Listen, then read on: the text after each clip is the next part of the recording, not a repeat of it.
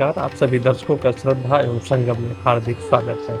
श्रद्धा संगम में हमारे साथ विशेष बातचीत करने के लिए मौजूद है शैलेंद्र दास जी महाराज, जो मनोकामनापुर श्री राधा कृष्ण मंदिर के मुख्य महंत भी हैं और सिद्ध कथावाचक भी हैं और भगवान राधा कृष्ण सरकार के अनन्य भक्त भी हैं, तो संत भी हैं।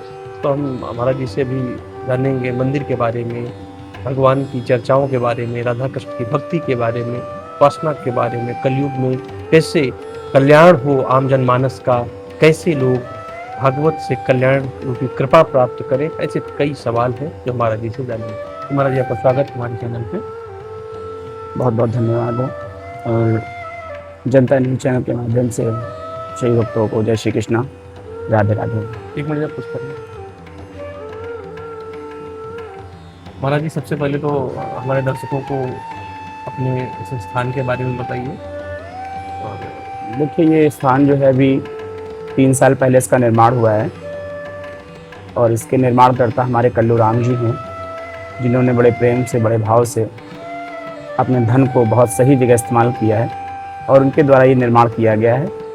श्री राधा कृष्ण का सुंदर मंदिर है और इनके साथ में श्री हनुमान जी महाराज, भगवान शिव, माँ गणेश, माँ गौरी, लक्ष्मी, माँ सरस्वती, माँ सभी विग्रहों का यहाँ पर आगमन है और बहुत अच्छा स्थान है। मुझे भी सेवा करने का अवसर प्राप्त हो पाया है और ये स्थान करीब लखनऊ के बहुत करीब में है। इसमें आने के लिए आप आउटर से भी आ सकते हैं और इधर से आप प्रेरणा स्थल से भी आप आ सकते हैं, IM रोड से। तो बहुत सारे रास्ते हैं इस मंदिर को आने के लिए और मेरा मानना है कि जो भक्त वृंदावन नहीं जा पाते हैं वो भक्त यहाँ पर जरूर आए एक बार और राधा कृष्ण के सुंदर दर्शन जरूर करें। और यहाँ आने से लोगों की मनोकामना भी पूर्ण होती है और सुंदर आनंद की अनुभूति प्राप्त होती है। अच्छा, बात जब आती है तो सबसे पहले जानकारी लेंगे कि आपके इस पूरे प्रांगण में, पूरे परम पवित्र प्रांगण में कौन कौन से भगवान के स्वरूप स्थापित हैं? वैसे तो मुख्य रूप से भगवान कृष्ण और उनके साथ में राधा रानी का स्थान है और उनके साथ में ही भगवान देवादेव महादेव हैं, श्री हनुमान जी महाराज हैं, देवताओं में प्रथम पूज्य भगवान गणेश हैं, उनके साथ में माँ लक्ष्मी, सरस्वती माँ, माँ दुर्गा, सभी देवता यहाँ पर स्थापित हैं और बहुत अच्छा यहाँ का माहौल है, एकांत है। अगर आप आओगे तो आपको शांति की अनुभूति प्राप्त होगी। कलयुग में लोग बहुत परेशान हैं महाराज जी, तो लोगों का मन बड़ा विचलित रहता है। ऐसे में भगवान कृष्ण की भक्ति कैसे करें, जरा बताइए दर्शकों को। देखिए, भक्ति तो वैसे तो 9 प्रकार की है, लेकिन इस कलिकाल में भक्ति का जो ज़्यादा विशेष स्थान है वो है वृंदावन, भगवान कृष्ण। तो भगवान कृष्ण से मिलने से सरल भक्ति प्राप्त हो जाती है, क्योंकि भगवान राम थोड़ा मर्यादा पुरुषोत्तम है, मर्यादा में रहना पड़ेगा, लेकिन भगवान कृष्ण लीला पुरुषोत्तम है।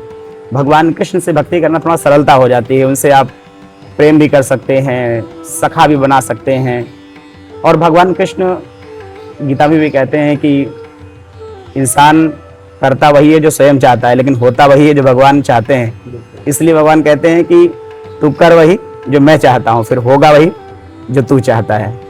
इसलिए कलयुग में जो है भगवान कृष्ण की सही भक्ति करें और उनसे जुड़े रहें, इसी में उनका कल्याण है।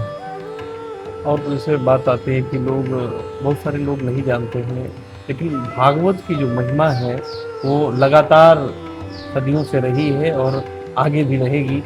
परंतु भागवत की महिमा थोड़ा हमारे भक्तों को, दर्शकों को ज़रा बताइए।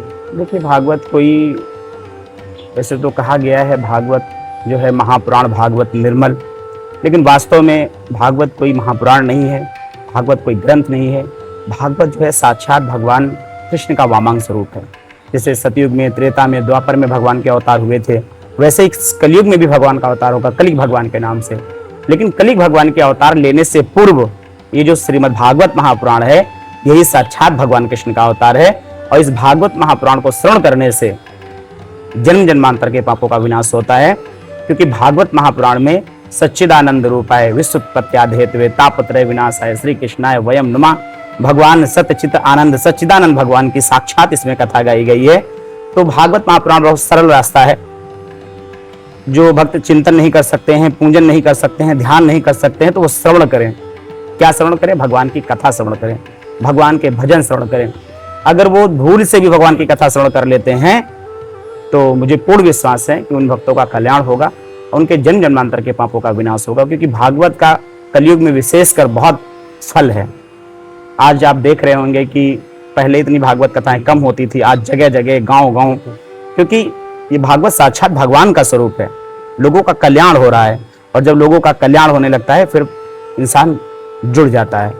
तो मेरा मानना है कि इस कलयुग में इंसान भागवत महापुराण जरूर श्रवण करे, क्योंकि भागवत महापुराण में भगवान कृष्ण की भी कथा गाई जाती है, भगवान शिव की भी कथा गाई जाती है, भगवान राम की भी कथा गाई जाती है और भगवान के साथ साथ भगवान के भक्तों की भी कथा गाई जाती है। ध्रुव भक्त हैं, प्रहलाद जी हैं। तो मुझे ऐसा लगता है कि भागवत महापुराण को श्रवण करना चाहिए इंसान को, और भागवत महापुराण को श्रवण करने से इंसान को ज्ञान की भी प्राप्ति होती है, भक्ति में भी मन लगता है, घर की भी शुद्धता होती है, परिवार में भी समानता होती है, परिवार में प्रेम बढ़ता है। भागवत महापुराण के सुनने के कई फायदे हैं। इससे इंसान अगर श्रवण कर लेता है तो मुझे लगता है कि कथा के साथ साथ उसको जीने का ढंग आ जाएगा, क्योंकि भागवत महापुराण में राम कथा भी आएगी और जब राम कथा आएगी तो आपको बताया जाएगा कि इंसान का जीवन कैसा होना चाहिए। अभी एक सवाल निकल के आता है कि लोगों के पास आज बड़ी सुविधाएं हैं, अच्छे मोबाइल हैं, महंगे जेवरात हैं, महंगी गाड़ियां हैं, महंगे घर हैं, विला हैं, परंतु मन अशांत है, मन अशांत है। इसके बारे में थोड़ा क्या देखिए, निष्कर्ष है? जब तक हमारे मन में संतोष नहीं होगा, संतोष करना सीखिए, क्योंकि परमात्मा कहता है जब आवे संतोष धन सब धन धूर समान। अगर आपके जीवन में संतोष है, संतोष करना आपके जीवन में आ गया तो आपसे सुखी कोई नहीं है। और संतोष तभी आएगा जब आप भगवान के श्री चरणों में चले जाएंगे, जब आप भगवान से जुड़ जाएंगे, और जब भगवान से जुड़े रहेंगे तो परमात्मा आपको शांति प्रदान करेगा। क्योंकि आजकल इंसान माया के पीछे भाग रहा है। आपने देखा होगा मंदिर में जब आप जाएंगे तो देवताओं के हाथों में आपने शस्त्र देखे होंगे। किसी भी देवी देवता के आप दरबार में जाइए, चाहे वो देवी हो, चाहे वो परमात्मा हो, चाहे वो नारायण हो, चाहे वो राम हो, चाहे वो कृष्ण हो, यानी जितनी भी आप विग्रह देखेंगे सब में शस्त्र लिए भगवान खड़े हुए हैं। भगवान कहते हैं कि अगर तुम मेरे आशीर्वाद से नहीं मानोगे तो फिर शस्त्र उठाना पड़ेगा। लेकिन आपको जो शस्त्र दिखाई देते हैं ये शस्त्र तो बाहर के हैं भगवान के। असली शस्त्र है भगवान का माया। जब परमात्मा से कोई नहीं मानता है, जब भगवान को कोई नहीं मानता है तो परमात्मा अपनी माया भेजता है। तो आज इंसान माया में लिपटा चला जा रहा है, माया में फंसता चला जा रहा है। लेकिन परमात्मा कहता है मैं मायापति हूं, माया के पीछे मत भागो, अगर मेरे शरण में आ जाओगे तो माया तुम्हारी चेरी बन जाएगी। और आजकल माया में उलझा आदमी इसलिए अशांत है, वो घर में उसकी कलह है, क्योंकि वो संतोष नहीं चाह रहा है। वो कह रहा है कि अभी मुझे मिला है, मुझे और मिलना चाहिए। क्योंकि इंसान आज अपने दुख से कम पड़ोसी के सुख से बहुत परेशान है। तो अगर जीवन में सुख पाना है, शांति पाना है, तो भगवान के श्री चरणों में लगे रहिए। परमात्मा से आप जुड़े रहेंगे तो बताया जाता है जा पर कृपा राम की होई, ता पर कृपा करे सब कोई। इस कलयुग में समय की बहुत मारामारी है, इंसान के पास सब कुछ होगा लेकिन समय नहीं होगा। लेकिन परमात्मा कितना दयालु है। परमात्मा कहता है कोई बात नहीं, एक घड़ी आधी घड़ी आधी में पुण्य आधी, यानी एक घड़ी बराबर 24 मिनट होता है। माने 24 यानी 12 यानी 6। अगर इंसान 24 घंटे में से भगवान को ईमानदारी से 6 मिनट दे देता है, केवल 6 मिनट, तो मैं ये चैलेंज कर सकता हूं कि अगर ईमानदारी से इस कलिकाल में प्रत्येक इंसान 6 मिनट भगवान की भक्ति कर लेता है, धर्म कर लेता है, तो उसके जन्म जन्मांतर के पापों का विनाश होगा और अंत में प्राणी को मोक्ष का दर्जा प्राप्त होगा। अगर जैसे भक्ति की जब बात आती है तो क्या भक्ति कोई भी कर सकता है? हाँ, भक्ति करने के लिए तो आपने देखा होगा जिसने भी भक्ति की, वो चाहे कोई हो, चाहे सबरी हो, चाहे ध्रुव हो, चाहे प्रहलाद हो, परमात्मा कहता है जात पात नहीं जानू, मानहु एक भगत कर नाता। परमात्मा भक्ति करने के लिए केवल भक्त का भाव देखता है। परमात्मा कहता है मुझे कुछ नहीं चाहिए, आपका भाव चाहिए। अगर भाव है तो सब कुछ है और भाव नहीं है तो कुछ नहीं है। परमात्मा की भक्ति करने के लिए ना जात की आवश्यकता है, ना कुल की आवश्यकता है, ना खानदान की आवश्यकता है। परमात्मा आपके विचार देखता है, आपका हृदय देखता है। अगर आपका हृदय निर्मल है तो परमात्मा कहता है मैं आपको प्राप्त हो जाऊंगा। और भक्ति, आपने राम कथा सुनी होगी, जटायु एक पक्षी होते हैं और वो भी ऐसे पक्षी जो हमेशा मांस भक्षण करते हो। अब इससे बड़ा उदाहरण क्या मिल सकता है। उन्होंने कभी माला नहीं घुमाई, उन्होंने कभी भजन नहीं किया, भगवान से प्रेम किया, भक्ति की लगन लगाई, और भगवान राम ने जटायु को अपने हाथों में ले करके जटायु का अंतिम संस्कार किया। भगवान ने भक्ति के भाव में, प्रेम में जाकर के सबरी के जूठे बेर खाए। अरे एक उदाहरण नहीं है, लाखों उदाहरण है कि परमात्मा जब भक्त का बन जाता है तो भक्ति करने के लिए परमात्मा को कोई चीज की आवश्यकता नहीं, आपका हृदय निर्मल होना चाहिए बस।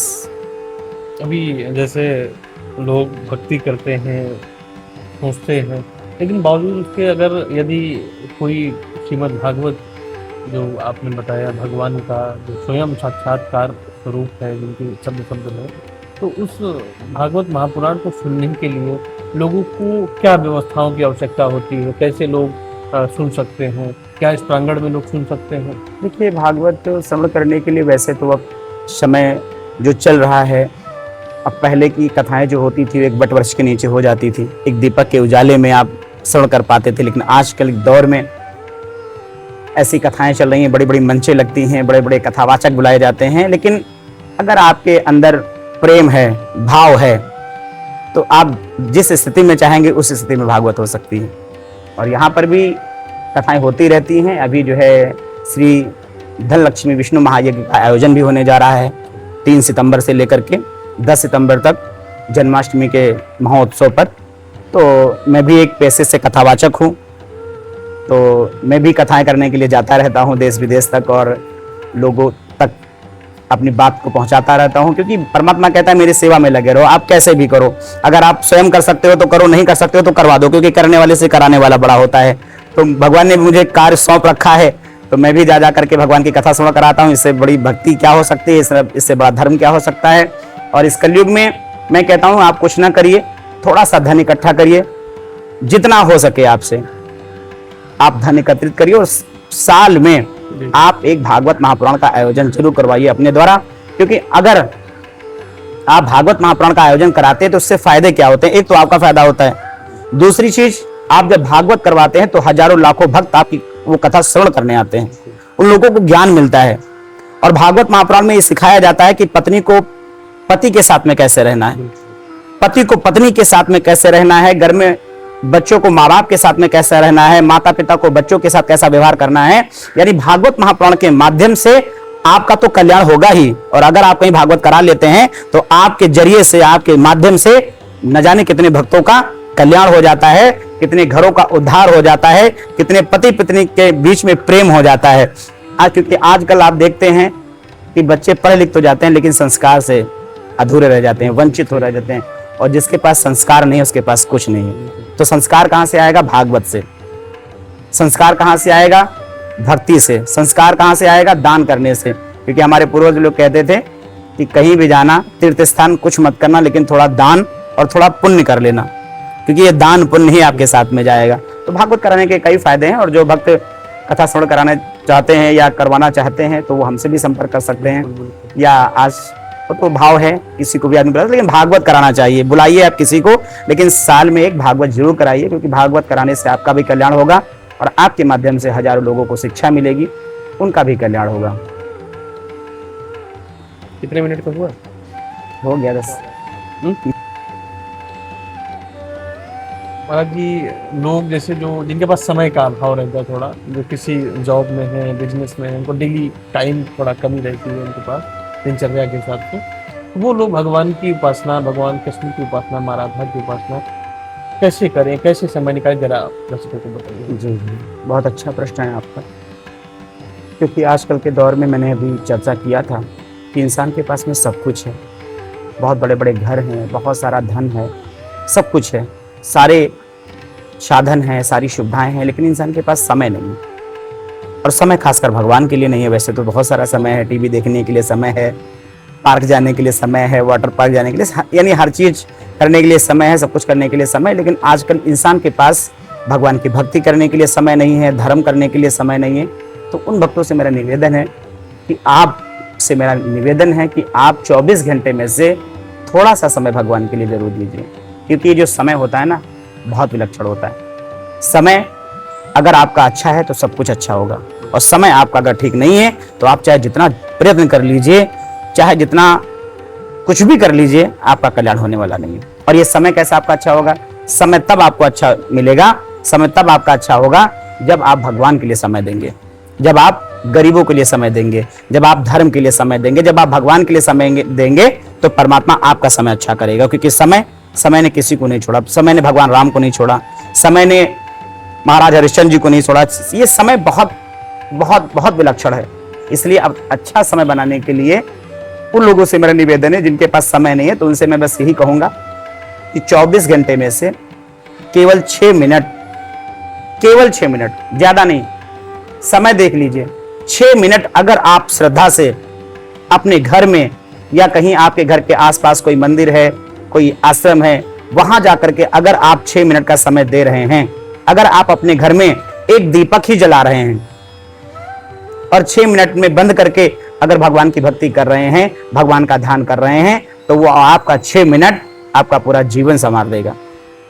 क्योंकि इस कलयुग में समय किसी के पास नहीं होता है और समय निकाला जाता है। परमात्मा कहता है कि समय निकालो, समय निकालोगे तभी समय निकलेगा, अन्यथा ऐसे समय मिलता नहीं है।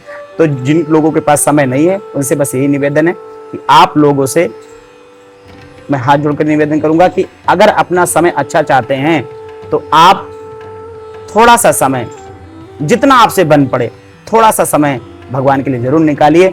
अगर आपके घर के पास में कोई मंदिर है तो वहां जरूर जाइए, भले सर ही नवाइए, भले भगवान को प्रणाम करिए, लेकिन जाइए जरूर। क्योंकि अगर थोड़ा थोड़ा समय देंगे तो बताया जाता है थोड़ा थोड़ा से ही सब कुछ होता है, बूंद बूंद से ही घड़ा बढ़ता है। तो बस यही कहना है कि आप सभी लोग थोड़ा सा समय जरूर दीजिए, केवल 6 मिनट, बस इसी 6 मिनट से आपका कल्याण हो जाएगा। जय श्री राधे। बहुत कीमती समय देने के लिए धन्यवाद महाराज जी।